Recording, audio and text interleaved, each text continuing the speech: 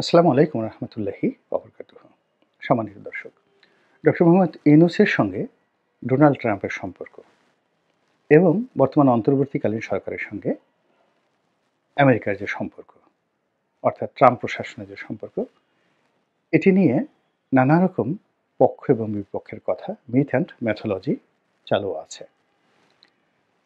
বাংলাদেশের সবাই আমরা জানি যে ডক্টর মোহাম্মদ ইউনূসের সঙ্গে ডেমোক্র্যাটদের একটা ভালো সম্পর্ক ছিল, বিশেষ করে হিলারি ক্লিন্টন এবং বিল ক্লিন্টন, এবং সেই সুবাদে বারাক ওবামার সঙ্গে তার একটা সহানুভূতিশীল সম্পর্ক ছিল, কিন্তু পারিবারিক সম্পর্কটা মূলত ক্লিন্টনের সঙ্গে এবং বিল ক্লিন্টনের সঙ্গে।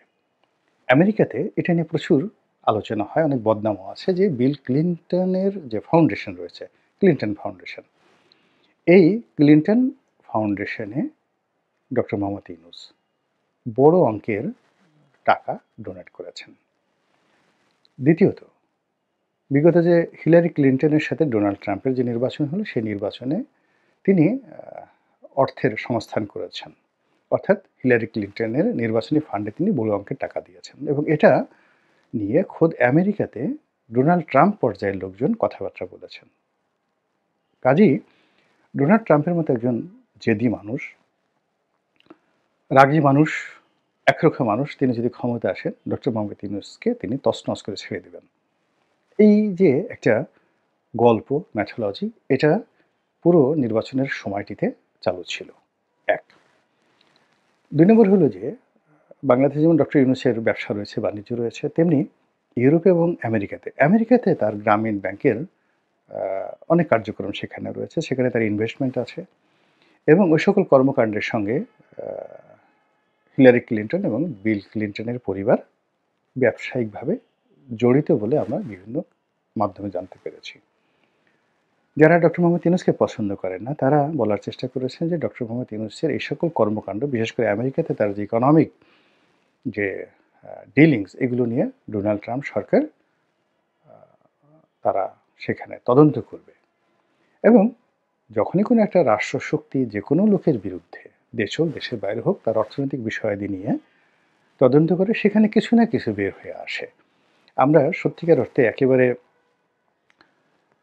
সরকারি কাগজপত্র, ব্যাংক ব্যালেন্স এবং ব্যবসা বাণিজ্য, তিনটার যে একত্র মানে একেবারে নিখুঁত যে অডিট, এটি আসলে সম্ভব হয় না।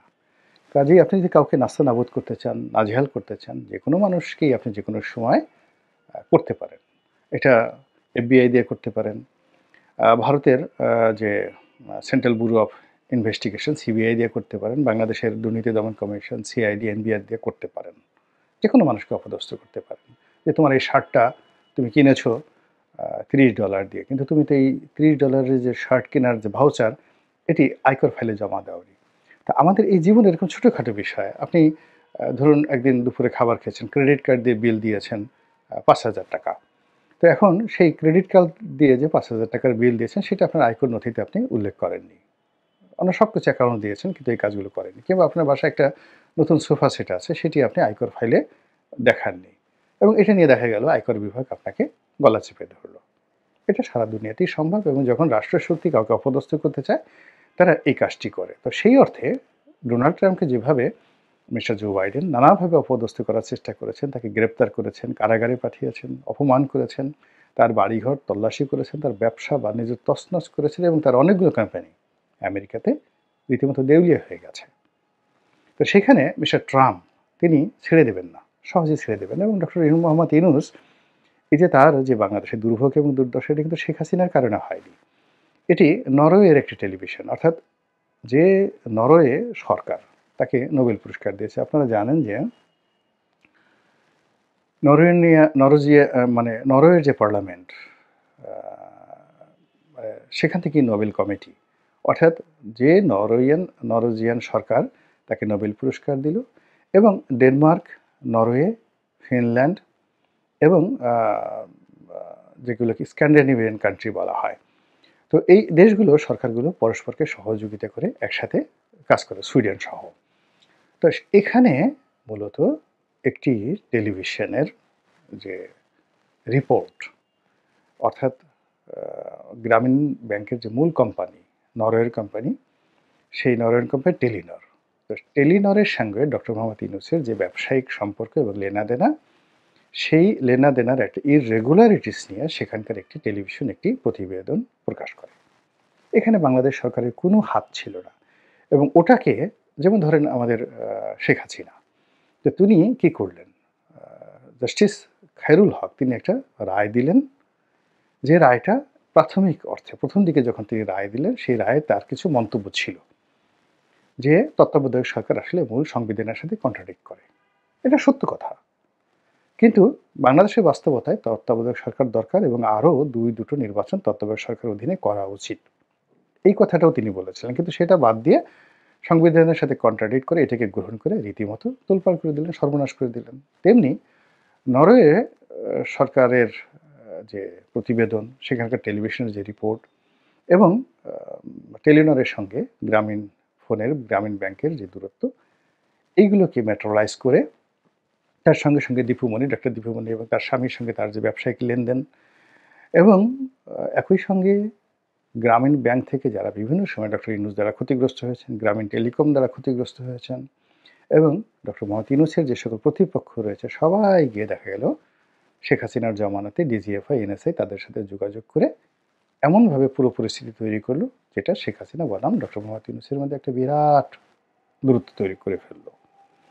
তো এই পরিণতিতে দেখেন শেখ হাসিনার কী হলো, ডক্টর মোহাম্মদ ইউনূসের কী হলো। আবার এখন ডোনাল্ড ট্রাম্পের সঙ্গে আমেরিকাতে ডেমোক্র্যাটদের ঝামেলা হবে, আবার ডেমোক্র্যাটদের যারা বন্ধু বাংলাদেশে ছিল তাদেরও ঝামেলা হবে এবং সেই অর্থে ডক্টর মোহাম্মদ ইউনূসের সঙ্গেও ঝামেলা হবে। এবং এটা নিয়ে আমরা দীর্ঘদিন আমাদের দেশে যারা ইউনূস বিরোধী তারা কিন্তু বক্তব্য দিয়ে আসছেন এবং এটি ডক্টর মোহাম্মদ ইউনূস এবং তার যারা লোকজন রয়েছেন তাদেরকে যথেষ্ট ভয় দেখিয়েছে, আতঙ্ক সৃষ্টি করেছে এবং এই আতঙ্কের প্রেক্ষিতে বিভিন্ন রকম যে প্রচারণা শেখ হাসিনা স্টাইলে, হাসান মাহমুদ স্টাইলে কিংবা মোহাম্মদ আরাফাত স্টাইলে কিংবা ধরুন ছাত্রলীগ স্টাইলে, সুভাষ সিংহ রায় স্টাইলে অথবা নিঝুম মজুমদার স্টাইলে ডক্টর মোহাম্মদ ইউনূসের যারা এই মুহূর্তে গদি মিডিয়া রয়েছে, অর্থাৎ কিছু মিডিয়া আছে যারা সবসময় ক্ষমতার চেয়ারকে কেন্দ্র করে রিভলভ করে এবং খুবই লজ্জাকর ঘটনা। আমি খুব যাকে বলা হয় নিজের কাছে খুব ছোট মনে হয় নিজেকে, যে আমি এমন একটা দেশে জন্মগ্রহণ করেছি, এদেশের কোনো মানুষই ক্ষমতার বিরুদ্ধে দাঁড়াতে চায় না, তারপর স্রোতের বিরুদ্ধে যেতে চায় না। তারা সকালে যে কথাটা বলেছে সেই কথাটা তারা জানে যে মিথ্যা কথা বলেছে, কিন্তু বিকেলবেলা কিয়ামত হয়ে যাবে, একেবারে আজরাইল এসে তার গলার টিপে ধরেছে, তারপর সে স্বীকার করবে না যে আমার ভুল হয়েছে বা তার কথা পরিবর্তন করবে না, আমি বাঘের বাচ্চা, আমি যে কথা বলেছি সেটার উপরে স্থির থাকবই। এইরকম আর কি সুবিধাবাদী যারা লোকজন রয়েছে। তো এই সুবিধাবাদী লোকজনদের মধ্যে যারা মিডিয়া চালায়, ভারতে যেগুলোকে গদি মিডিয়া বলা হয়, বাংলাদেশে এগুলো এখন ইউনূস মিডিয়া হয়ে গেছে। তো সেই ইউনূস মিডিয়ার যারা লোকজন রয়েছেন তারা সামাজিক মাধ্যমে, তারপরে গণমাধ্যমে, তারপরে পত্রপত্রিকাতে বিভিন্ন লেখা লিখে যে জিনিসগুলো প্রচার করার চেষ্টা করছে সেটা হলো ডক্টর মোহাম্মদ ইউনূসের সঙ্গে ডোনাল্ড ট্রাম্পের একটা সমঝোতা হয়ে গেছে, তাদের একটা বন্ধুত্ব হয়ে গেছে এবং সেই বন্ধুত্বের নমুনা হিসেবে কয়েকদিন আগে আমরা দেখলাম যে মহাকালের এই যাবৎকালে বাংলাদেশের যত বৈদেশিক চুক্তি হয়েছে, এই সবচেয়ে বড় বৈদেশিক চুক্তিটি হয়েছে আমেরিকার সঙ্গে বাংলাদেশের ট্রাম্প প্রশাসনের সঙ্গে। কি হলো, সেখানকার একটা তেল কোম্পানির কাছ থেকে আমরা নিরবচ্ছিন্নভাবে তেল গ্যাস পাওয়ার জন্য একটা চুক্তি করেছি। এটা কি হলো, ডোনাল্ড ট্রাম্পের সাথে সম্পর্ক যদি না থাকতো এই কাজ হতো? এইরকম অথর্ব, এরকম নির্বোধ, এরকম নির্বুদ্ধিতার মতো যে প্রচারণা। মূল ব্যাপার হলো যখনই কোথাও একটা খুব বড় ধরনের কেনাকাটা হয় সেখানে ভীষণ রকম দুর্নীতি থাকে, অনিয়ম থাকে। তো রাতারাতি আপনি আমাদের দেশে যে সকল দুর্নীতি হয়েছে শেখ হাসিনার জমানাতে, তার 90% দুর্নীতি হয়েছে জ্বালানি এবং খনিজ সম্পদ মন্ত্রণালয়ের মাধ্যমে।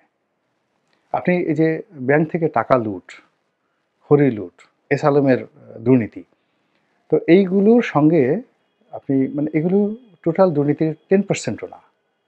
অর্থাৎ এস আলম, বেক্সিমকো, সামির গ্রুপ বা ব্যাংক থেকে অন্যান্য যারা টাকা লুট করেছে, ধরেন ২ লক্ষ কোটি টাকা। এখন আপনি ১ বছর যদি ৫ বছর ধরে বাংলাদেশে যে পেট্রোলিয়াম আমদানি করা হয়েছে, পার লিটারে যদি ১ সেন্ট করে বা পার লিটারে যদি আপনি ৳২ করে আপনি চুরি করেন, তাহলে গত ১৫ বছরে এই পেট্রোলিয়াম আমদানিতে কত টাকা চুরি করেছেন? আচ্ছা, আবার এই পেট্রোলিয়াম ডিস্ট্রিবিউশন, বাংলাদেশে পেট্রোলিয়াম ডিস্ট্রিবিউশন অর্থাৎ আপনি যাদেরকে পরিবহনের দায়িত্ব দিচ্ছেন, ট্রাক কোম্পানি, লরি কোম্পানি, তারপরে এই বিভিন্ন জাহাজ কোম্পানি, লাইটারিং কোম্পানি, কত হাজার কোটি টাকার দুর্নীতি হয়। এরপরে তেল গ্যাস উত্তোলন, একটা হলো বিদেশ থেকে আপনি কিনবেন, তারপরে এখানে ডিস্ট্রিবিউশন করবেন, বিক্রি করবেন, লাইসেন্স দিবেন, এগুলোতে আপনি টাকা মারবেন, তার সঙ্গে সঙ্গে আবার সিস্টেম লস দেখিয়ে এখান থেকে টাকা চুরি করবেন। গেল তেল গ্যাস। এরপর আপনি বিদ্যুৎ সেক্টর চিন্তা করেন। বিদ্যুৎ সেক্টরের পিডিবি, তারপরে পল্লী বিদ্যুৎ, এগুলোর মালামাল আমদানি করা, এগুলোর বিতরণ করা, লাইন স্থাপন করা, গত ১৫ বছরে কত হাজার কোটি টাকা এখানে বা কত লক্ষ কোটি টাকা এখানে বিনিয়োগ করা হয়েছে। সব জায়গাতে দুর্নীতি আছে। এরপরে যে সকল বিদ্যুৎ প্ল্যান্ট স্থাপন করা হয়েছে সেখানে দুর্নীতি আছে। যে সকল খনিজ সম্পদ উত্তোলন করা হয়েছে, আমাদের তিতাস গ্যাস থেকে শুরু করে বিভিন্ন কূপে আমাদের লোকালি আমরা যে ইম্পোর্ট করি, মানে সরি, যেগুলো আমরা এখানে উত্তোলন করি, কিংবা বিদেশ থেকে আমরা যে ক্রুড অয়েল আনি, অপরিশোধিত তেল আনি, সেই অপরিশোধিত তেল এনে বাংলাদেশে যেগুলো রিফাইন করি, রিফাইন করার পর এখান থেকে যে ফার্নেস অয়েল বের হয়, এখান থেকে যে অকটেন বের হয়, সেখানে কি পরিমাণ দুর্নীতি হয়। মানে বাংলাদেশে যে এই রিফাইন করার পরে যে অকটেনগুলো তৈরি হয়, তারপরে শেষে অন্যান্য যে সকল পেট্রোলিয়াম বাই প্রোডাক্ট তৈরি হয়, এখানে যে দুর্নীতির পরিমাণ হাজার হাজার কোটি টাকা, এই হাজার হাজার কোটি টাকার সঙ্গে এস আলমের টাকার কোনো তুলনাই হয় না। এই জিনিসগুলো জ্বালানি এবং খনিজ সম্পদ মন্ত্রণালয় করেছে। তারপরে নতুন কূপ খনন, বিভিন্ন কোম্পানিকে এজারা দেওয়া, বিশাল এখানে লক্ষ লক্ষ কোটি টাকার দুর্নীতি এবং ডিল। ফলে কি হলো, এই সেক্টরের সঙ্গে যারা জড়িত ছিলেন তারা চোখের অন্তরালে, চোখের আড়ালে এক একটা দানব হয়ে তারা এই বাংলাদেশকে শোষণ করেছে। এখন সেই এলএনজি, সেই গ্যাস, সেই তেল, তারপরে সব কিছু আপনি আমেরিকার একটা কোম্পানির সঙ্গে চুক্তি করবেন। তো কাজে সেখানে আপনার ট্রান্সপারেন্সি, সততা, সমস্ত কিছু কী পরিমাণ ঝুঁকির মধ্যে, এবং সেই কাজটি কোনো অবস্থাতেই এত সহজ নয়। এবং এটা এই বেকুবরা প্রচার করছে যে এই পুরো কাজটা ডক্টর মোহাম্মদ ইউনূস করছে। এখন যদি বলা হয় যে ঠিক আছে, শেখ হাসিনার জমানাতে যে রেট হয়েছে বা বর্তমান যে মার্কেট রয়েছে সে অনুযায়ী কীভাবে তাদের সাথে কী চুক্তি হয়েছে, এখন অনেকে বলছে কোনো চুক্তিই হয়নি। অনেকে বলছে ট্রাম্প প্রশাসন এই বিষয়গুলো জানেই না। অনেকে বলছে যে কোম্পানির নাম দেওয়া হয়েছে, অর্থাৎ সরকারি কোনো কোম্পানি নয়, কিংবা ট্রাম্পের সাথে সম্পর্ক রয়েছে এমন কোনো কোম্পানি নয়, হাওয়াই দ্বীপপুঞ্জে অবস্থিত একটা পেট্রোলিয়াম কোম্পানির নাম এখানে বলা হয়েছে। যে কোম্পানিতে চেক করা হয়েছে সেই কোম্পানি বলছে এই ধরনের কোনো চুক্তি হয়েছে কিনা আমরা জানি না। এখন আপনি কী বলবেন এটা নিয়ে? আবার ডোনাল্ড ট্রাম্প বাংলাদেশে এই যে সাহায্য বন্ধ করে দিয়েছে, সে অন জেনারেল সব দেশের জন্য একটা নিয়ম করেছে যে মার্কিন যুক্তরাষ্ট্র যে দানগুলো করে, খয়রাতগুলো করে, এগুলো তারা বন্ধ করে দেবে। কেবলমাত্র ইসরায়েল এবং মিশর ছাড়া সামরিক, বেসামরিক সবগুলো খাতে তারা অল ডোনেশন তারা বন্ধ করে দেবে। কেবলমাত্র যেখানে খাদ্য সহযোগিতা দেওয়া হচ্ছে, মানে অন্য টাকা লজিস্টিক হবে না, শুধুমাত্র খাবার যে দেওয়া হচ্ছে এগুলো তারা বন্ধ করেনি। এখন বাংলাদেশে রোহিঙ্গাদেরকে তারা বিভিন্নভাবে সাহায্য করে, সহযোগিতা করে। সেই সহযোগিতার মধ্যে তাদেরকে ফুড দেয়, খাবার দেয় এবং অন্যান্য জিনিসগুলো দেয়। তো এখন যে তারা সিদ্ধান্ত নিয়েছে ইন জেনারেল, সে অনুযায়ী সবগুলো সুযোগ সুবিধা তারা বন্ধ করেছে। ইউএসএইডের মাধ্যমে যা দেওয়া হয় সব বন্ধ। কেবলমাত্র রোহিঙ্গাদেরকে যে খাদ্য সাহায্য দেওয়া হয় কিংবা বাংলাদেশের অন্যান্য সেক্টরে যে খাদ্য সহযোগিতা রয়েছে সেটা তারা চালু রেখেছে, সেটা সব জায়গাতে তারা রেখেছে। এটা নিয়ে ডক্টর মোহাম্মদ ইউনূসের যে গদি মিডিয়া, ও মাই গড, কী সম্পর্ক তাদের! সেই সম্পর্কের মধ্যে তারা বলার চেষ্টা করছে যে তাদের সাথে তাদের বন্ধুত্ব হয়ে গেছে, they have got a very good signal, green signal. এবং ডক্টর মোহাম্মদ ইউনূস ৫ বছরের জন্য থাকবেন। কেউ কেউ বলছেন যে না, ২০২৮ সন পর্যন্ত, অর্থাৎ যতদিন ট্রাম্প ক্ষমতায় আছেন, 4 বছর, আগামী 4 বছর তিনি নাকে তেল দিয়ে ক্ষমতায় থাকতে পারবেন। তো এই যে গদি মিডিয়ার যে প্রচার এবং প্রোপাগান্ডা, এই প্রচার প্রোপাগান্ডা মূলত সরকারের জন্য বুমেরাং হয়ে যাবে।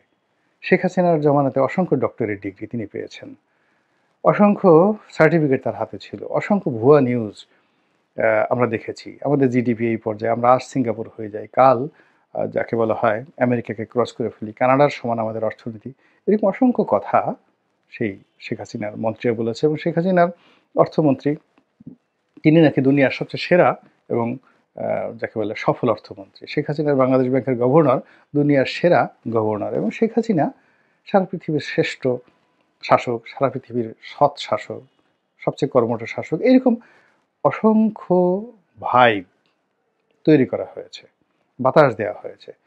কিন্তু যখন প্রকৃতি ডাক দিয়েছে, তিনি ১ মিনিটও কিন্তু সময় পাননি। আমি বুঝি না যে যারাই ক্ষমতায় যায়, ক্ষমতার চেয়ারে বসে, এই চেয়ারটার ঘূর্ণন মানে এটি এত জোরে জোরে ঘুরে যে যিনি এই চেয়ারে বসে থাকেন তিনি কখনো বাস্তব অবস্থা বুঝতে পারেন না। কেন শেখ হাসিনার যে কারণে পতন হয়েছে, যে কারণে খালেদা জিয়ার পতন হয়েছে, যে কারণে এরশাদের পতন হয়েছে, কেন ডক্টর মোহাম্মদ ইউনূসের মতো একজন জ্ঞানী গুণী ব্যক্তিকে ঠিক সেম কাজটি করতে হবে, কেন তাকে এই যাকে বলা হয় পেটি মিডিয়া ম্যান, গদি মিডিয়ার অনুগত হতে পারে, যারা শেখ হাসিনার ১ কাপ চা খাওয়ার জন্য জাস্ট গণভবনে ঢুকেছে, এই দৃশ্যটুকু দেখানোর জন্য নিজেদের সব কিছু বিসর্জন দিতে পারে, ইজ্জত আবরু বিসর্জন দিতে পারে, তথ্যমন্ত্রীর সঙ্গে শুইতে পারে, রাত্রি যাপন করতে পারে, সেটা পুরুষ হোক নারী হোক। তো এই প্রকৃতির ক্যারেক্টারিস্টিক্সের যে লোকজন, তাদেরকে কেন ডক্টর মোহাম্মদ ইউনূসের লাগবে, এটা আমি মাথায় আমার আসে না। আল্লাহ আমাদের সবাইকে হেদায়েত দান করুন এবং হেফাজত করুন। আসসালামু আলাইকুম ওয়া রাহমাতুল্লাহি ওয়া বারাকাতুহু।